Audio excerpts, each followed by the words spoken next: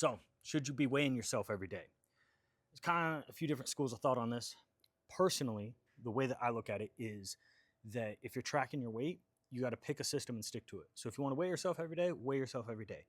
But when you see the fluctuations, you can't get discouraged or like get too in your head about it, right? You just got to fucking deal with it, right? Your weight's going to go up and down, can go up and down anywhere up to like 3 to 5% per day, which means if you're like a 200-pound dude, right, which you probably are at least, because you got to be two something to do something.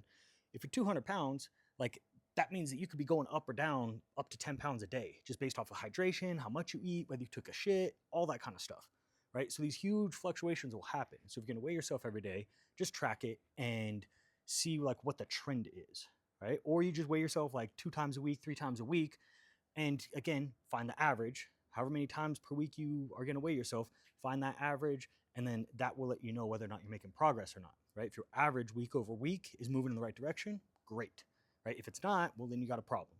If you don't really like weighing yourself, then pick one day of the week, right? And one time of that day, and you always consistently, that's when you're going to weigh in. And that's just kind of going to be your point that you keep track of and see what happens. And just understand that with less data, you have less control over, things that might change or fuck with it. So you can't be overly like paranoid about the fluctuations, right? It's just going to be a little bit tougher that way.